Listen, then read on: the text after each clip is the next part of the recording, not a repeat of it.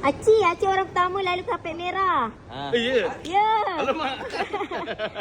Jaja Acik orang pertama. Alamak. Lalu kapet merah. Okey.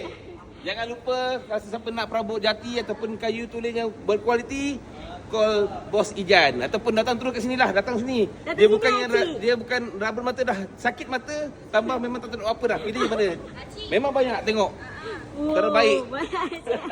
Cik tengok kita, Cik. Ada barang? Ada barang Acik, ada barang. Ada barang. Ada barang. Kasih. Sol. Sol. Geng, ni kapet ni Angel baru je pasang dekat gudang Bos Ijan. Dan Acik ni orang pertama yang dapat lalu dekat kapet merah ni. So Acik ni kat gudang Bos Ijan. Apa yang best dekat gudang Bos Ijan? Acik boleh tengok dekat belah kanan Angel ni dan belah sini.